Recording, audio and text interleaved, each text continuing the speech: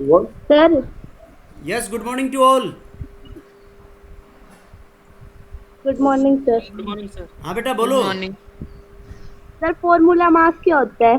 बेटा formula mass हम ionic compounds के लिए यूज में लेते हैं। जैसे NaCl है ना आपके पास, यस सर। तो NaCl सोडियम क्लोराइड का मॉलिक्यूल नहीं है। NaCl क्या है आपके पास? NaCl is the formula of sodium chloride. तो इसका जो मास होगा 58.5, वो इसका फॉर्मूला मास होगा, राइट।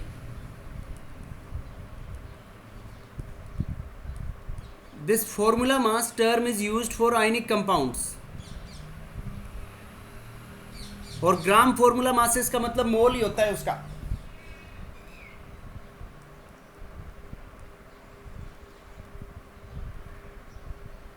ठीक है बेटा। Yes sir. और रिडॉक्स रिएक्शन में हम वो एन फैक्टर कैसे निकालते हैं? बेटा उसमें टोटल नंबर ऑफ इलेक्ट्रॉन्स लूज्ड और गेन, n बराबर टोटल नंबर ऑफ इलेक्ट्रॉन्स लूज्ड और गेन। देखो मैं एक रिएक्शन बताता हूँ, रिडॉक्स रिएक्शन तुम्हारे को। जैसे MnO4 माइनस है, पर मैग्नेट आयंस। ये पर मैग्नेट आयंस एसिडिक मीडियम के अंदर चेंज हो जाते हैं Mn+2 में। तो देखो इसमें Mn+2 का आयन का तो ऑक्सीडेशन स्टेट जो उसके ऊपर चार्ज है सिंपल आयन का +2, और यहाँ पे मैग्नीज का X-8 इक्वल्स टू -1, 4 ऑक्सीजन का -8 हो गया ना। Yes sir. X बराबर +7, तो ये +7 से +2 में गया, तो कितने इलेक्ट्रॉन ले लिए बेटा इसने? 5। 5 का गेन किया इसने। तो खाली इस रिएक्शन का पूछे तो वैलेंसी फैक्टर ये हो गया। अब देखो 5 इलेक्ट्रॉन इसने गेन किए, तो यहाँ पे 5 इलेक्ट्रॉन ऐड कर दो तुम। उसके बाद क्या करते हैं हम? बैलेंस करते हैं all elements except hydrogen and oxygen. देखो मैग्नीज 1 है, मैग्नीज 1 है। उसके बाद एसिडिक मीडियम में जब रिएक्शन होती है तो बैलेंस करते हैं ऑक्सीजन को by adding water molecules on deficient side. तो यहाँ पे कितने ऑक्सीजन है? 4, 4 है ना। Yes sir. तो अपोजिट साइड में कितने वाटर ऐड कर दें हम? 4। 4H2O। एक वाटर में एक ऑक्सीजन है। अब देखो H+ को अपोजिट साइड में, तो यहाँ पे 4 टू जा 8H+ हो गए, और यहाँ पे H+1 है, तो यहाँ पे 8 कर दूं मैं इसको। Yes sir. देखो ये रिएक्शन होगी। अब ये तो होगी रिडक्शन हाफ रिएक्शन। अब ऑक्सीडेशन में मान लो हम यहाँ पे ऑक्जेलेट आयंस ले लें, ऑक्जेलिक एसिड। तो ये ऑक्जेलिक एसिड चेंज हो जाता है CO2 के अंदर। अब देखो यहाँ पे इसका वैलेंसी फैक्टर निकालेंगे।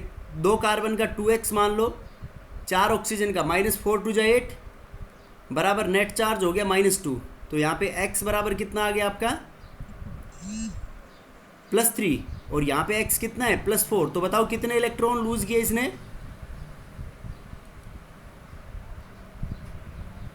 बताओ बेटा, +3 से +4 में गया तो 1 इलेक्ट्रॉन। 1 थोड़ी, 2 पर एटम निकालते हैं बेटा चेंज। तो 1 2 2 एटम है, तो यहाँ पे 2 CO2 को करो तो 2 इलेक्ट्रॉन लूज किए ना 2 कार्बन ने। बोलो।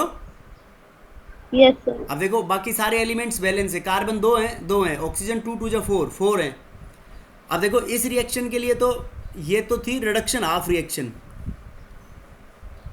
और ये है आपकी oxidation half reaction.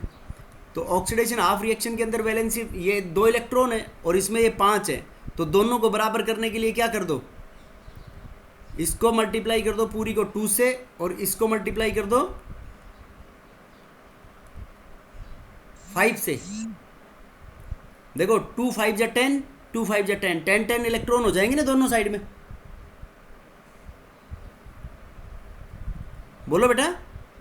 Yes sir. तो देखो अगर अलग अलग निकालना है तुम्हारे को कि equivalent weight of MnO4 minus, तो इसका मोलिकुलर वेट डिवाइडेड बाय इसका वैलेंसी फैक्टर कितना हो गया यहाँ पे? 5। और यहाँ पे equivalent weight of oxalic acid निकालना है, ऑक्जेलेट आयंस। तो इसमें 2 इलेक्ट्रॉन की चेंज आई, तो यहाँ पे इसका मोलिकुलर वेट डिवाइडेड बाय इसका वैलेंसी फैक्टर क्या हो गया? 2।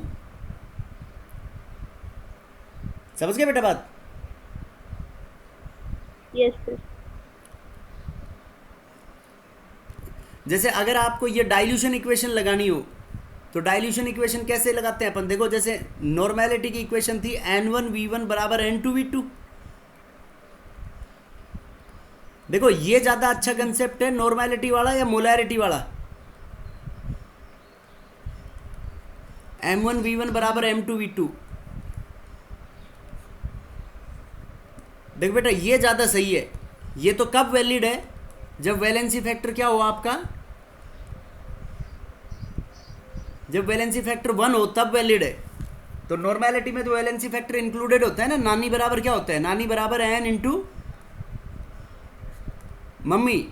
तो वैलेंसी फैक्टर 1 होगा तो नॉर्मेलिटी मोलैरिटी के बराबर आ जाएगी।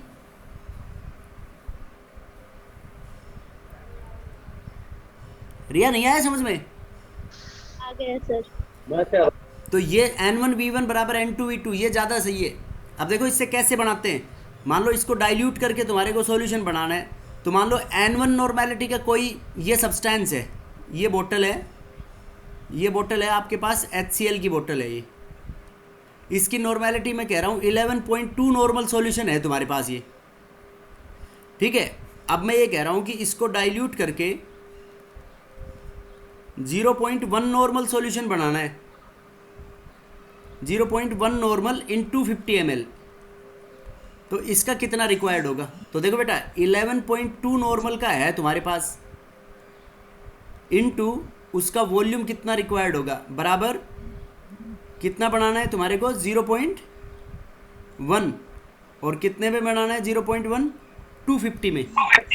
यस और नो? तो यहाँ से V कितना आ जाएगा तुम्हारा 25/11.2।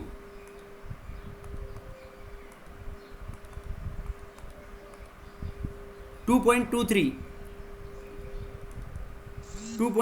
ml लेना पड़ेगा तुम्हारे को। जो कंसनट्रेटेड HCl था उसका कितना ml लेना पड़ेगा बेटा आपको? 2.23 ml। तो वो जो बन जाएगा 250 ml में, बाकी पानी ऐड कर देना उसमें, तो डाइल्यूट सॉल्यूशन बन जाएगा नहीं बनेगा वो? Yes sir. ऐसे यूज में लेके बोलो बेटा, समझ में आया नहीं आया? आ गया सर। आ गया सबको? Yes sir. देखो इसके बाद नेक्स्ट चैप्टर इज इलेक्ट्रोकेमिस्ट्री। देखो बेटा इलेक्ट्रोकेमिस्ट्री का मतलब क्या होता है? इलेक्ट्रो मतलब इलेक्ट्रिसिटी, और केमिस्ट्री मतलब केमिस्ट्री। तो मतलब केमिस्ट्री की जो ब्रांच जो किसको स्टडी करे, इलेक्ट्रिकल और केमिकल चेंजेस को स्टडी करे, उसको क्या बोलते हैं? Electrochemistry. Branch of chemistry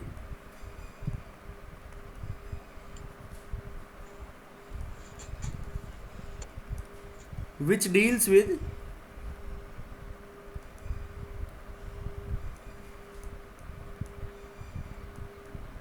electrical to chemical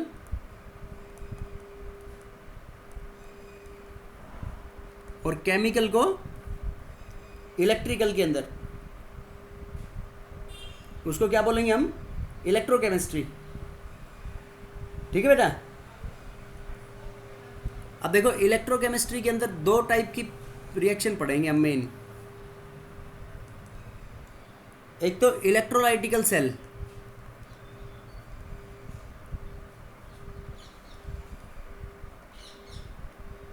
इलेक्ट्रोलाइटिकल cell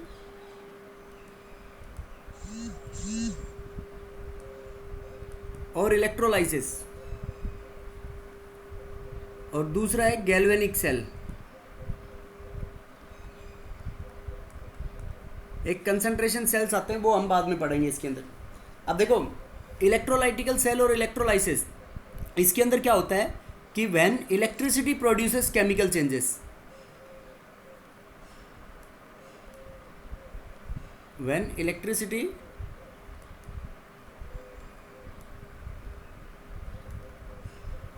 produces chemical changes,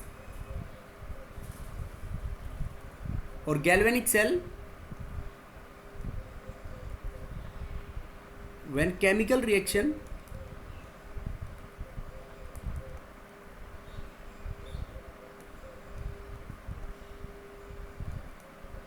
when chemical reaction produces electricity,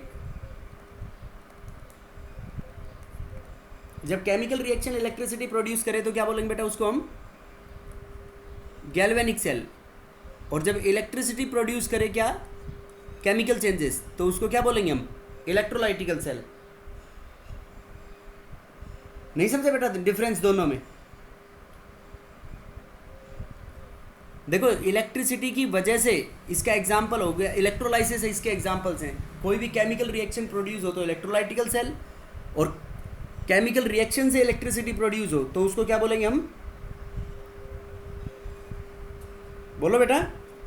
galvanic cell. Electrolytical cell. अब देखो इसके बाद जैसे इलेक्ट्रिसिटी की बात आती है तो इलेक्ट्रिसिटी की बात आती है तो हम उसके अंदर सबसे पहले टर्म पढ़ते हैं कंडक्टर्स। कंडक्टर्स सॉलिड स्टेट में पढ़ा था, बताओ क्या होते हैं conductors? Which conduct electricity? Which conduct electricity. तो कौन से होते हैं कंडक्टर्स बताओ? जो इलेक्ट्रिसिटी कंडक्ट करते हैं वो क्या होते हैं? Metals. मेटल्स होते हैं सर। बेटा कंडक्टर्स ओनली मेटल्स नहीं होते, अब कंडक्टर्स पढ़ेंगे अपन दो। देखो दो कंडक्टर्स होते हैं, एक तो metallic conductors,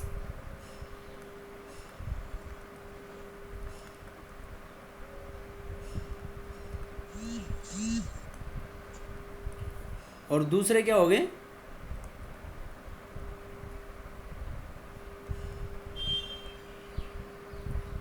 इलेक्ट्रोलाइटिकल conductors.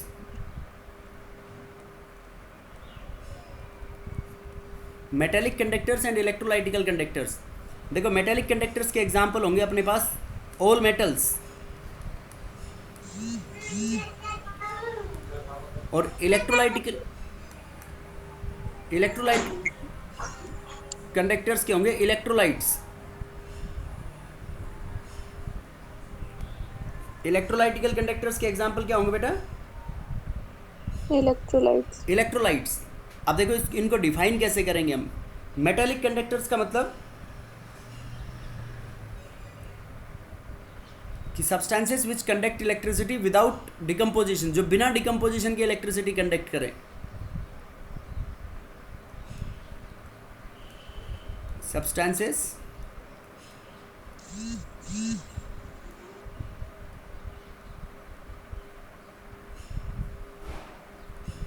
which conducts electricity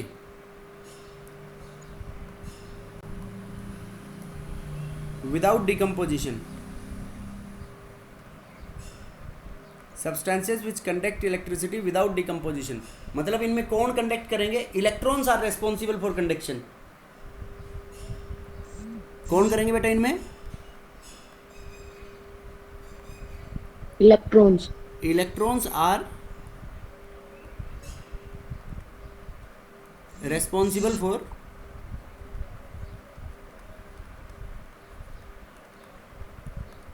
conduction. Electricity conduction के लिए इलेक्ट्रॉन्स रेस्पॉन्सिबल होंगे,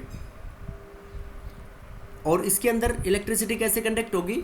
substances which conduct electricity in molten और फ्यूज्ड स्टेट। मोल्टन का मतलब पिघला हुआ। क्या मतलब होगा बेटा मोल्टन का? पिघला हुआ। पिघला हुआ। फ्यूज्ड मतलब एक्वस स्टेट के अंदर।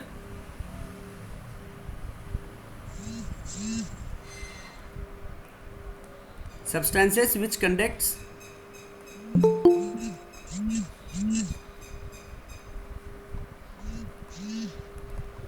electricity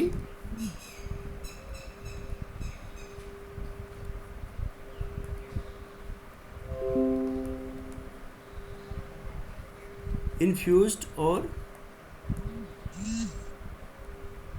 मोल्टन स्टेट, जो फ्यूज्ड और मोल्टन स्टेट के अंदर कंडक्ट करे। इलेक्ट्रोलाइट्स जानते हो क्या होती हैं?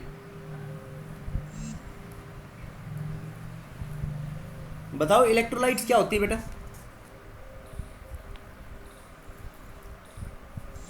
देखो ये लास्ट ईयर तुमने इक्विलिब्रियम में पढ़ा होगा। इलेक्ट्रोलाइट्स दो तरीके की होती हैं अपने पास।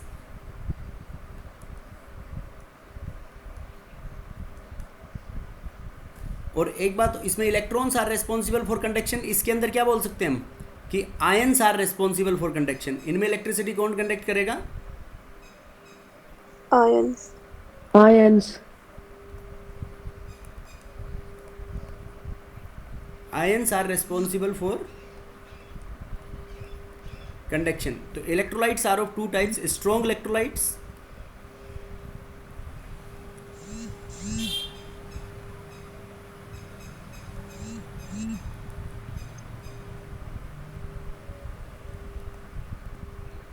And weak electrolytes. देखो बेटा, स्ट्रॉन्ग इलेक्ट्रोलाइट्स क्या होते हैं, जो मतलब पूरी तरीके से डिसोसिएट हो जाएं, विच आर ऑलमोस्ट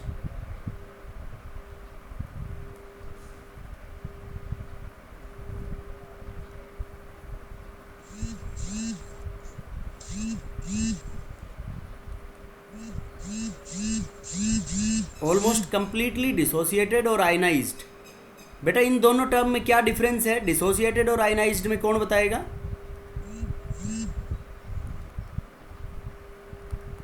रिया, क्या डिफरेंस है बेटा इसमें?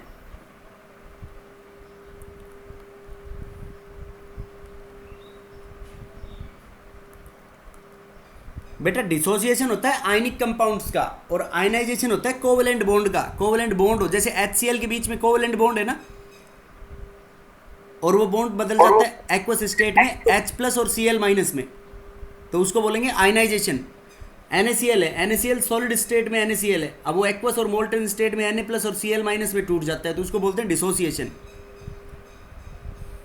Week electrolytes which are partially dissociated.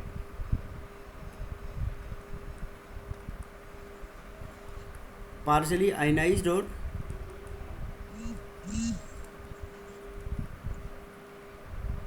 जो partially ionized और dissociated हो उनको क्या बोलेंगे बेटा हम? Weak electrolytes.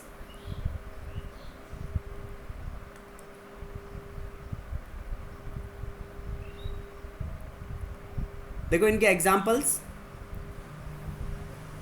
स्ट्रॉन्ग इलेक्ट्रोलाइट के एग्जाम्पल हैं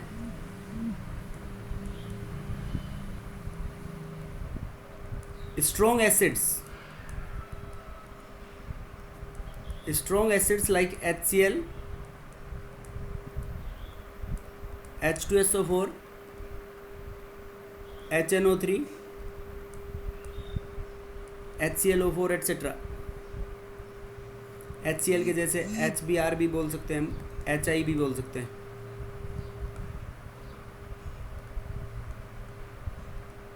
स्ट्रॉन्ग बेसिस कौन सी होती हैं?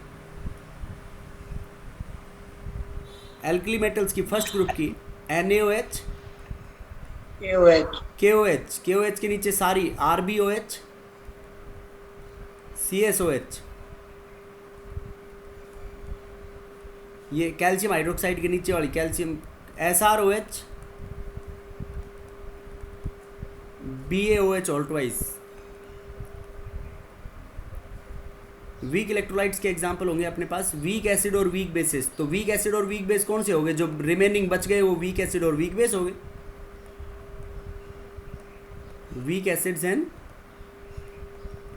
Week bases. ठीक है बेटा, समझ गए क्या? Yes sir. और स्ट्रॉन्ग इलेक्ट्रोलाइट्स के एग्जांपल है strong acid, strong bases and most of the soluble organic, the inorganic salts.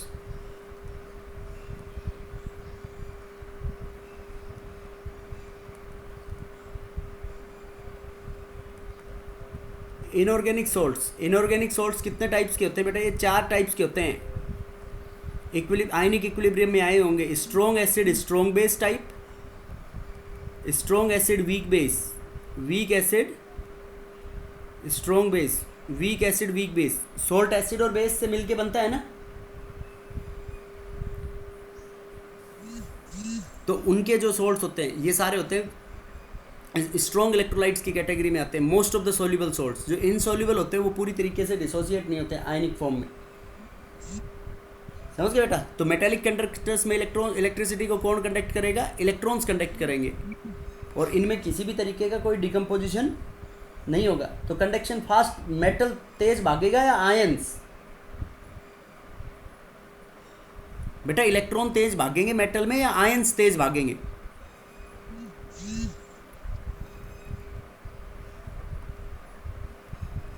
विकास कौन तेज भागेगा बेटा, बता, इलेक्ट्रॉन या आयन? सर बेटा इलेक्ट्रॉन तो बहुत छोटा है और आयन बड़ा होता है, तो कौन फास्ट मूव करेगा? ये कह सकते हैं metallic conduction is faster than electrolytical conduction.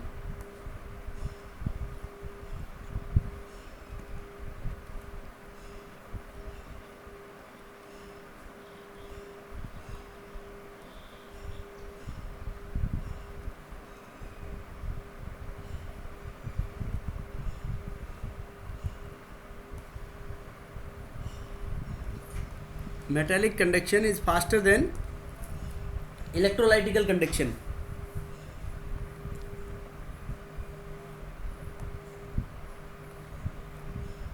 और इसमें टेम्परेचर इंक्रीज होगा तो बताओ कंडक्शन क्या होगा, फास्ट या धीरे हो जाएगा? फास्ट। फास्ट होगा। बेटा टेम्परेचर बढ़ता है तो कंडक्शन क्या होता है, फास्ट। तो स्लो होता है। टेम्परेचर बढ़ने से रेजिस्टेंस इंक्रीज होता है, तो रेजिस्टेंस बढ़ेगा तो कंडक्शन स्लो होगा या फास्ट होगा? स्लो होता है सर। कम हो जाएगा, शाबाश। As temperature increases then conduction decreases. Conduction क्यों डिक्रीज हो जाएगा? Because of the increase in resistance. Resistance के बढ़ने की वजह से इंक्रीज हो जाएगा, राइट? बोलो यस और no. Yes sir. As temperature increases conduction decreases because of the increase in resistance. और रेजिस्टेंस क्यों बढ़ जाता है? Due to vibrations in colonel's.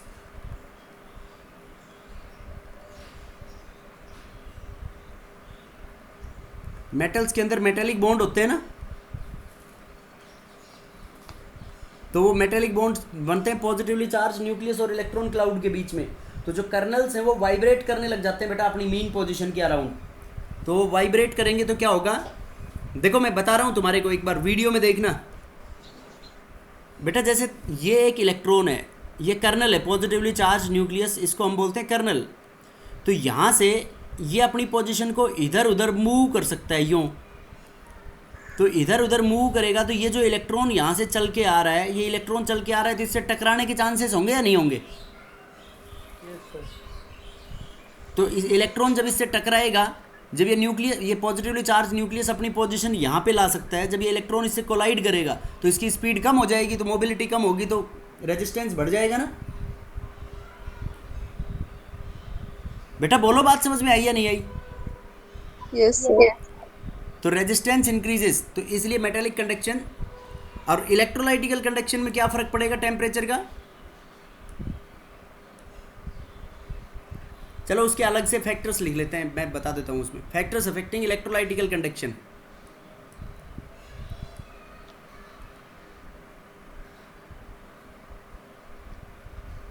नया क्या फर्क पड़ेगा बेटा?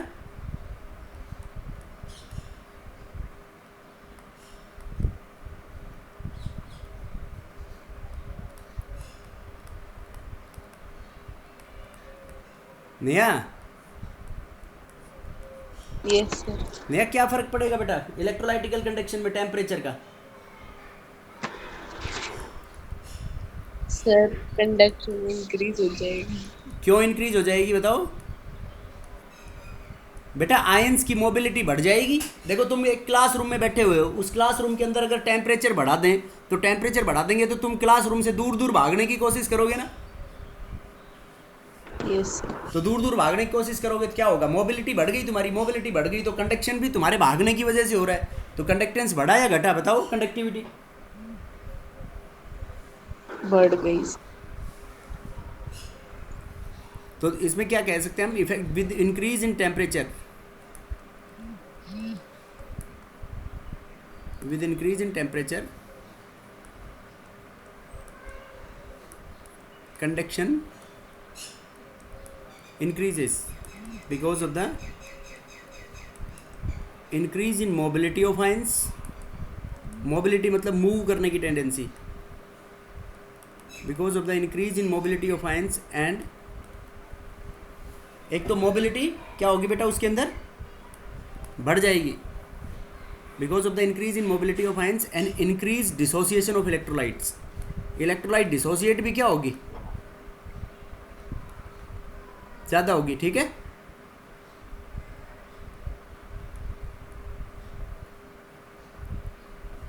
Increase dissociation of electrolytes. उसके बाद second, size of ions and solvation. बताओ बेटा साइज ऑफ आयंस का क्या फर्क पड़ेगा, बताओ, जनरल बात है ये तो।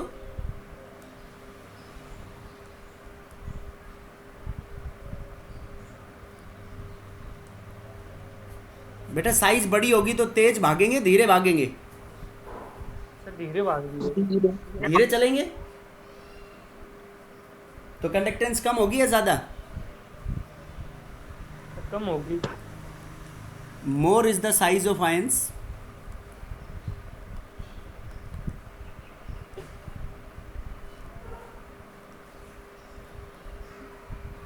lesser will be mobility, mobility less होगी and conduction, mobility less होगी और conduction क्या हो जाएगा, conduction भी slow हो जाएगा, राइट। और देखो बेटा सॉल्वेशन का क्या मतलब होता है, सॉल्वेशन का मतलब होता है it is the ability of ion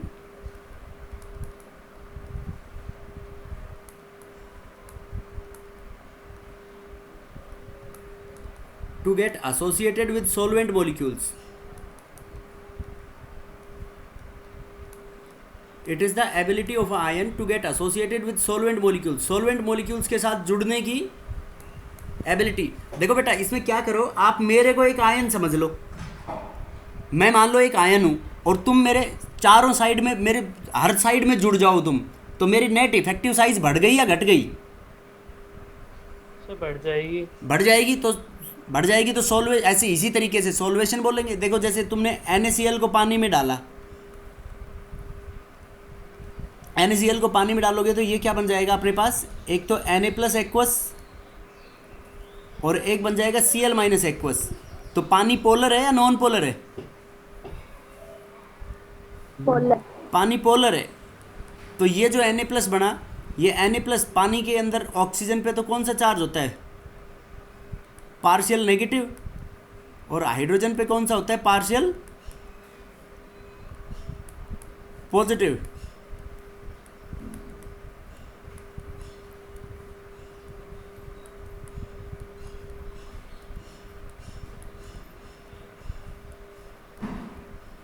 देखो बेटा तो O के ऊपर कौन सा चार्ज आएगा, पार्शियल नेगेटिव, और H के ऊपर कौन सा आएगा, partial positive. Partial positive.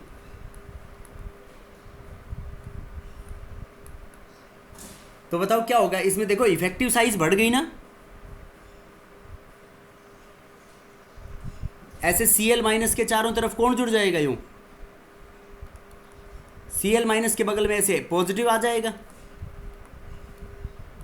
And oxygen will be directed away, yes और no. So we can say that due to solvation, effective size of the ion increases, hence conductance decreases.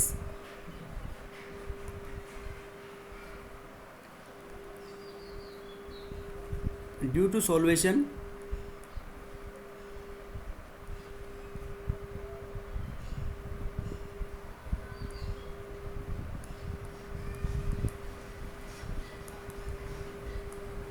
effective size of ion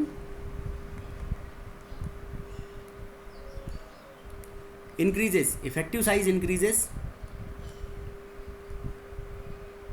and conductance decreases.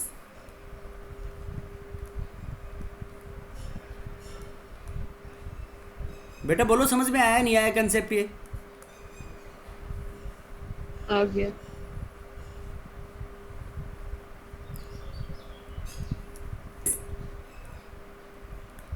उसके बाद next third factor,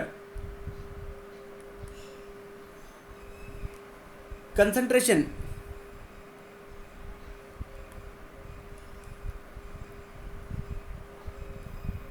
बताओ बेटा concentration का क्या role होगा इसमें? Concentration ज़्यादा होगी तो क्या होगा?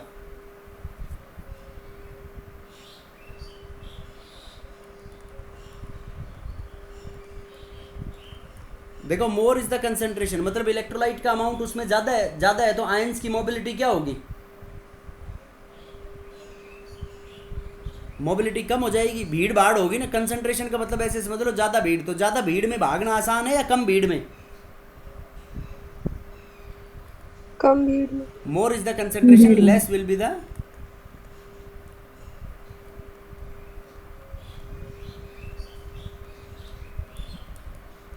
More is the concentration less will be the conduction. समझ गए बेटा?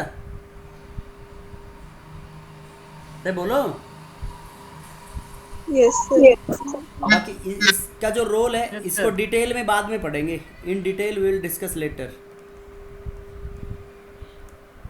क्योंकि ये अलग अलग स्ट्रॉन्ग और वीक इलेक्ट्रोलाइट्स के अंदर मोलर कंडक्टिविटी के टर्म्स में पढ़ते हैं हम इसको, तो वेरी करती है। तो more is the concentration less will be the conduction. ठीक है,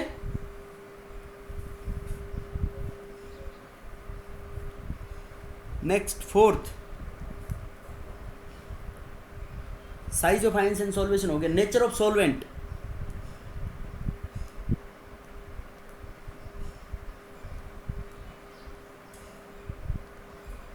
नेचर ऑफ सॉल्वेंट, और उसके अंदर हम पढ़ते हैं विस्कोसिटी। विस्कोसिटी का मतलब होता है गाढ़ापन। बताओ आयंस गाढ़े सॉल्वेंट में ज़्यादा मूव करेंगे फास्ट या पतले में? पतले में। पतले में, क्योंकि गाढ़ा होगा, जितना ज़्यादा गाढ़ा होगा सॉल्वेंट तो उसके अंदर मोबिलिटी आयंस की इतनी कम होगी, मोबिलिटी कम होगी तो कंडक्टेंस भी क्या हो जाएगा? बताओ बेटा, कम। क्या कह रहे हो? देखो एक तो जैसे नमक है, नमक को पानी में हम डालते हैं तो डिजोल्व हो जाता है ना बेटा, जबकि जब यस सर। यस। तो ionic compounds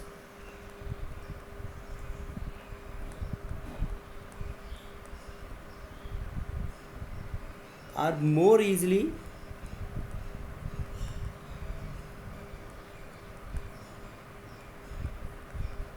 ionic compounds are more easily dissociated in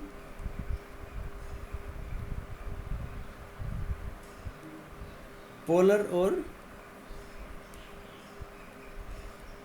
aqueous solvent।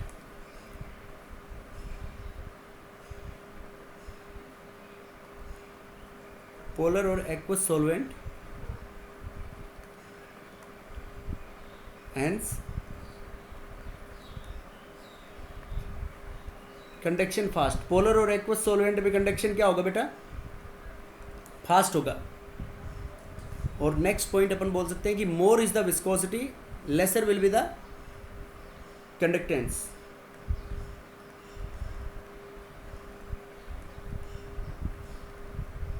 More is the viscosity,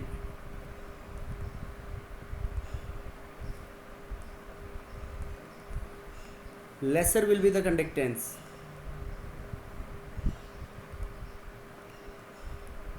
viscosity जितनी ज़्यादा होगी कंडक्टेंस इतनी क्या हो जाएगी बेटा? More is the viscosity, laser will be the conductance, right?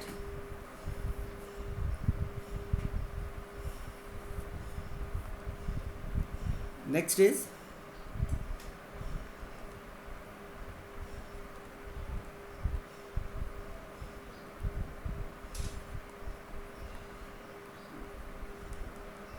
Nature of electrolyte. बेटा नेचर ऑफ इलेक्ट्रोलाइट में क्या कह सकते हैं हम कि स्ट्रॉन्ग इलेक्ट्रोलाइट्स के अंदर ज़्यादा होगा as compare to weak electrolytes.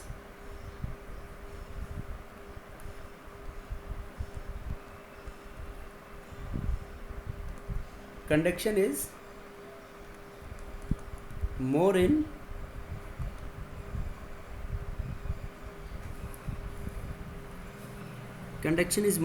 strong electrolytes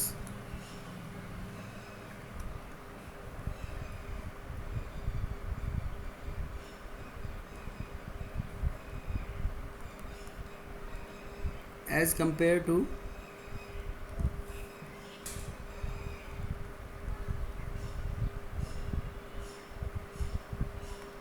weak electrolytes। Conduction is more in strong electrolytes as compared to weak electrolytes।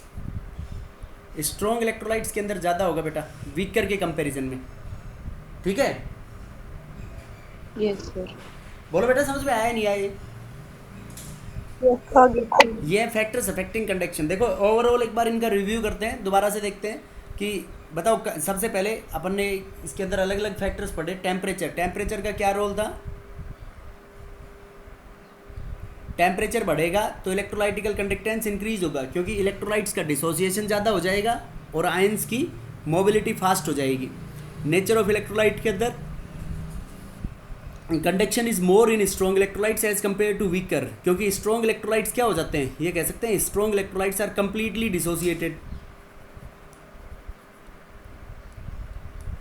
Dissociated as compare to weaker. उसके बाद size of ions and solvation. देखो size का मतलब जो जितना, और एक बात एक और भी याद रख सकते हो, देखो बेटा ऐसे जो जितना छोटा पानी में इतना ही मोटा, जो जितना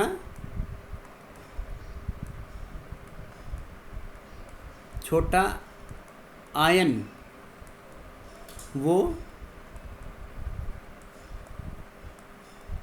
पानी में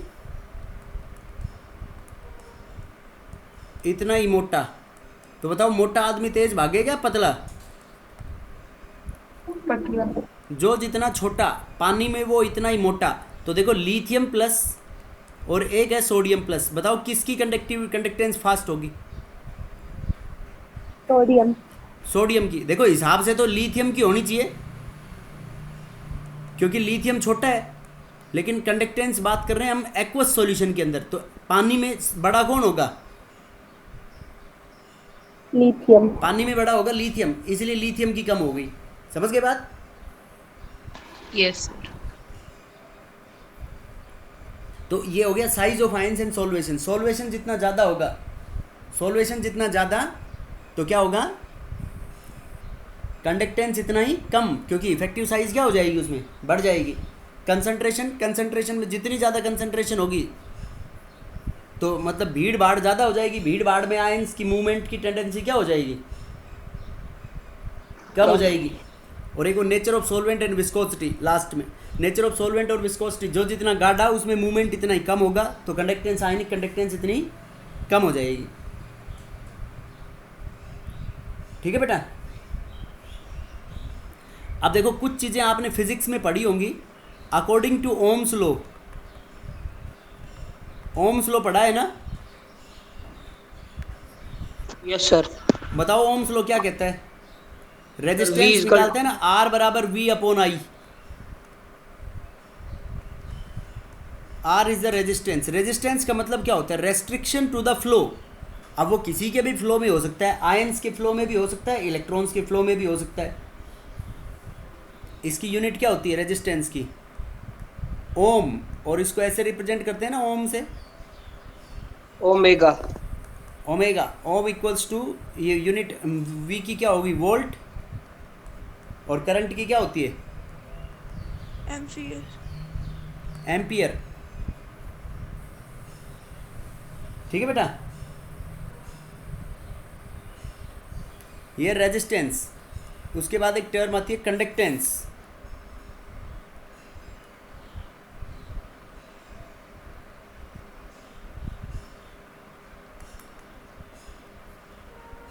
कंडक्टेंस को हम पढ़ाते हैं, जी से रिप्रेजेंट करेंगे इसको। Reciprocal of resistance is known as conductance.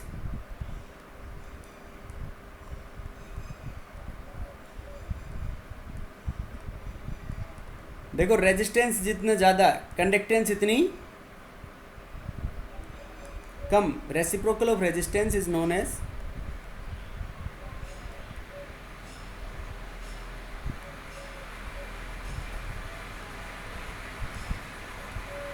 Conductance. तो G बराबर 1/R। ठीक है बेटा?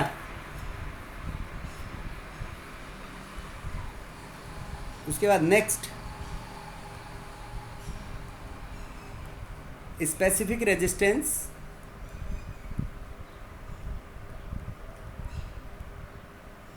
और रेजिस्टिविटी।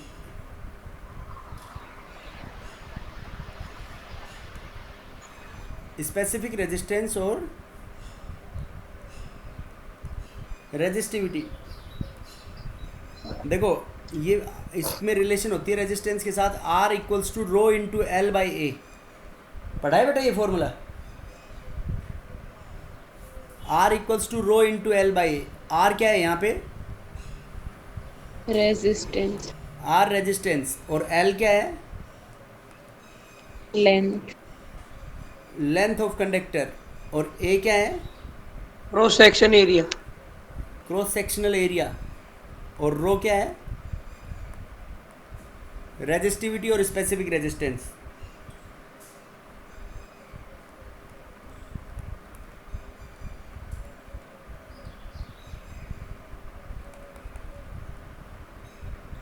कि resistance directly proportional to the length of the conductor होता है, inversely proportional to the area of cross section, और directly proportional to the resistivity. ये रेजिस्टिविटी कांस्टेंट होता है, तो रेजिस्टिविटी की जो वैल्यू होती है रो की वैल्यू डिपेंड करती है नेचर ऑफ मटेरियल के ऊपर। बताओ जैसे सोना है, एक तांबा है, एक चांदी है, तो सबका अलग अलग होगा या नहीं होगा रो?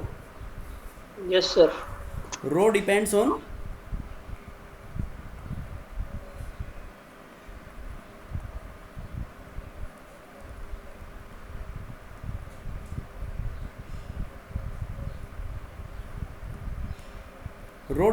नेचर ऑफ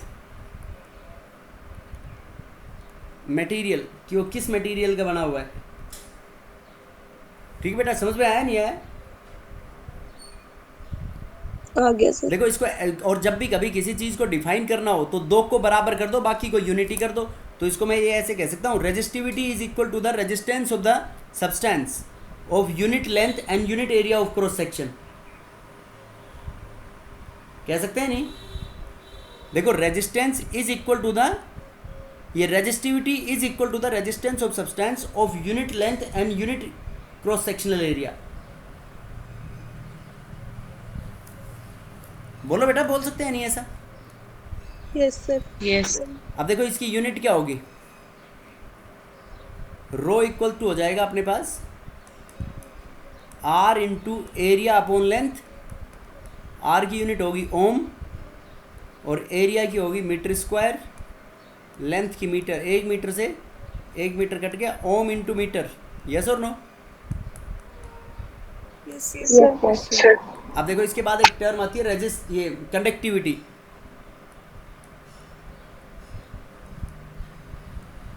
ये कंडक्टिविटी टर्म फिजिक्स में सिग्मा से रिप्रेजेंट करते हैं। किससे रिप्रेजेंट करते हैं फिजिक्स में? सिग्मा। और इसको हम केमिस्ट्री में ऐसे रिप्रेजेंट करेंगे यूं, कप्पा से। क्या बोलते हैं इसको? क्या बोलेंगे इसको? कप्पा। ये ऐसे इस स्टाइल से में के बनाना है थोड़ा सा तुम्हारे को, यूं घुमा हुआ, कप्पा। तो देखो conductivity, the reciprocal of resistivity is known as conductivity.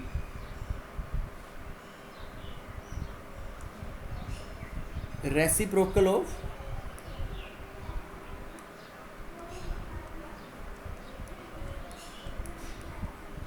Resistivity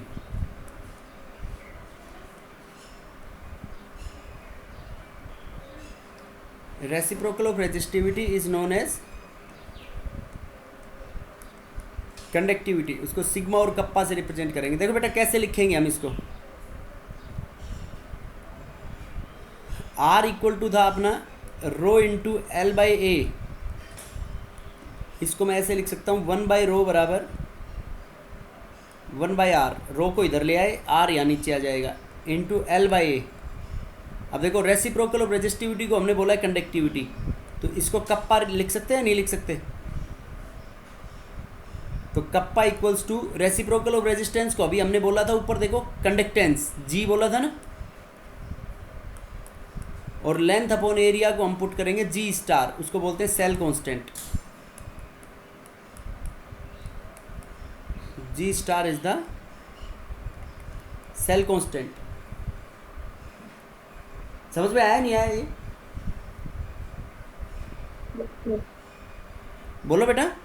अब देखो इसकी कंडक्टिविटी की यूनिट क्या होगी, देखो रेजिस्टेंस की यूनिट क्या होगी, ओम होती है तो रेसिप्रोकल ऑफ रेजिस्टेंस होगी ओम इनवर्स लेंथ की, यहाँ पे अपन केमिस्ट्री में लेंगे सेंटीमीटर में, सेल के अंदर, फिजिक्स में मीटर में लेते हैं, तो सेंटीमीटर अपॉन सेंटीमीटर स्क्वायर, तो ohm inverse centimetre inverse, this is the unit of kappa.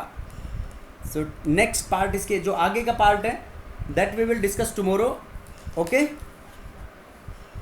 Thank you.